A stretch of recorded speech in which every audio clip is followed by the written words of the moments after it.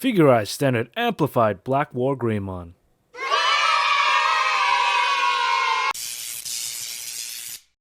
Hey, how's it going? In today's video, we got the Figurized Standard Amplified Black Wargreymon from Bandai.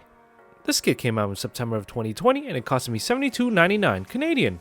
$5 more expensive than the normal Amplified Wargreymon. Looking very similar, not the same, but with a little extra.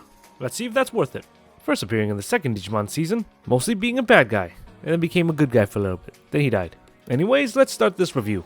On the box it shows 02, the season in which it appeared in, and the artwork looks pretty friggin' cool. Switching up from the traditional look of having two Dramon killer claws, this artwork depicts it having the brave shield in one hand and a single claw in the other with the effect part. Looks pretty good. On this side of the box we got a couple images showing the extras and accessories, such as the cool little fire effect part that goes on the claws, a little point stating the brave shield doesn't have the crest of courage engraved into it, and like the original Amplified Wargreymon, you got a couple of gimmicks showing the variety of weapon poses you could do with it.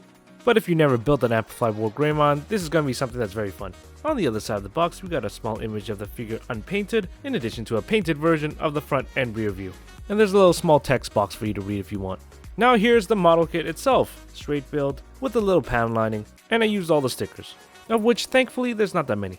And for this kit, I feel like it's a must. We can all agree the eye stickers are definitely needed, but you're also given these gold plate stickers for the horns and shoulders, and they definitely pop out and fit really well with the kit. So unless you're going to paint the gold chrome, I actually recommend the stickers. You also have these 3 stickers here, 2 on the back and 1 on the butt. And you have a pair of stickers for the thumbnails. Yeah, kind of pointless. So overall, minimal sticker usage, which is always a good thing. Now as for build, like other Amplified Digimon kits, it's very easy, so I highly recommend it for beginners. But it's not perfect, it still has the same issues as the normal Wargreymon. The connection from the torso to the lower body is kind of loose, and the connection from the brave shield to the rest of the body is also very weak. The shield also makes it very back heavy. Coupling with the loose joints, it does give it a little problem with balancing. Though it's not catastrophic, it's still something I want to point out. Also when building this, you will notice that the silver will leave some bad nub marks. And from a glance it's not noticeable, but on closer examination you can definitely see it. As for appearance, this kit looks absolutely awesome, and when compared to the normal Amplified Wargreymon, they're pretty much exactly the same, just different colors. So if you like the black, gold, and silver edginess, hey, it's a good looking kit. There's a good amount of colored part separation, surface level detail, which is pretty good for panel lining. At first I was reluctant to get this just because I thought it was just a recolor, but the recolor makes it look pretty friggin' good. Despite majority being a black kit, the silver and the gold contrast really well with it. Even though the gold you get is gold injected plastic and stickers, it still looks pretty good on the kit. So overall appearance, I have no complaints. The design is very clean and sharp, and with the color combination, it just looks absolutely badass. With all that said, let's move on to the articulation. Starting with the head, it can pivot side to side like so, tilt up and down this far, and it can only rotate its head around this much. And the neck allows it to extend and retract this much. Moving on to the arms, it's able to internally rotate this much, which unfortunately exposes this ugly gap over here. And I'm just going to remove the brave shield to make this easier. The shoulder pauldron is able to move up and down. The arm is able to abduct this far. 360 rotate, as can the upper bicep.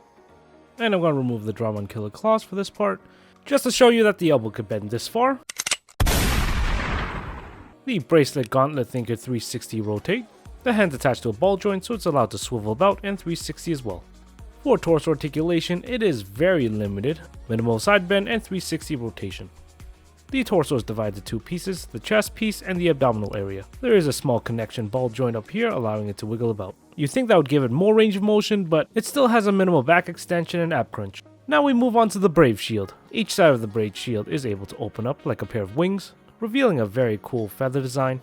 The outer part of the shield is able to open up this far, however this would obstruct the other wing from opening up. In addition, the inner part of the wing is able to open up as well, revealing some more cool designs. And I gotta say, one of my favorite new designs for these amplified kits. The center lower piece is able to move about as well because it's attached to a peg and ball joint. Also because of the ball joint, it allows the brave shield to internally and externally rotate very minimally. Moving down, we got these side skirts that could move up and down very slightly, allowing the Wargreymon to do a split. So we got some good hip flexibility here. The leg joint is able to rotate this far, and we have this much of a high kick, followed by a decent back kick. Gonna remove the leg to make this easier. We got a pretty good knee bend, and coming down to the ankles, the ankle guard can move up and down. The ankle could pivot side to side like so, and we have this much of a dorsiflexion and toe point. Overall articulation is decent. If you built the normal Wargreymon, it's exactly the same. The torso and leg section is a little stiff, but you can still pull off a variety of poses with it. Next up, we have the extras and accessories. But that's not all, we still have the Digimon Killer Claws and the back shield. Let's first take a look at the Digimon Killer Claws. Very nice design, I prefer this over the original. They have a good amount of surface level detail, very sharp angles molded into them. They look great, but the issue I have is that the claws are hollow. The claws themselves are also able to move up and down, and they're very easy to attach. There's a peg on the claw that goes right into the bracelet, giving the Black Wargreymon its iconic look. However, this isn't the only way you can display the claws. You're actually able to attach both claws onto one arm, allowing it to have one singular crushing claw. It doesn't look half bad, but it does make the kit front heavy. And if you decide to use the effect parts, which you actually should, because why else would you get this kit? They are made up of 4 pieces. They're molded into this clear orange plastic, and as effect part goes, they look pretty good. And they'll look better when you attach them, which is actually very easy. You got 2 pegs here on the effect parts that stick into the claws. The effect part looks exceptional, and it contrasts really well with the kit. And if you decide to put on the crushing claws, keep in mind you're going to add on to that weight issue. Now for the last bit of accessories, we have the Brave Shield, though I don't think it's called that on the Black Wargreymons. The general shield is pretty plain looking. However, there is the option of switching out a lot of the plates for the Crest of Courage plate, which are actually provided, allowing you to interchange them if you want. Now as for gimmicks, the shield does provide a couple of them. Firstly, by removing the shield, you could attach them onto the bracelets, and yeah, now it looks like you're actually utilizing the shield. Another way you use it is by utilizing this adapter piece, and attach both the shield parts onto it, and then attach the adapter right into the bracelet, allowing you to have one whole shield on one arm. You can also open up the wings, make it more dynamic looking. Looks pretty damn good. Now let's put it on an action base, not included. I'm using the action base 1. The pick for the action base goes in here. Utilizing this adapter, even though it's still front heavy, this fixes the balancing issues. And that's it for extras and accessories. Though you don't have much, the alternate use of the weapons and the shield is pretty cool. As is the effect parts, though is it a $5 extra effect part? I can't really complain, it looks pretty good. Okay, now for the shake test.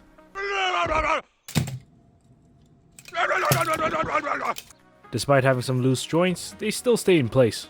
Same can't be said for the back shield. That connection is just very weak. As for height, the Black Wargreymon stands around 7.5 inches from toe to horn, and that's not counting the wings, which could add a couple more inches. And the maximum width of the kit is 8.5 inches with the wings spread out. As for some size comparison, here it is next to the entry grade Arc 782, Master grade Arc 782, Figurized Standard Super Saiyan 3 Goku, High-end Master Model Fang Tiger, and if you were curious, here it is next to the normal Figurized Standard Amplified Wargreymon. They have a nice contrast going on.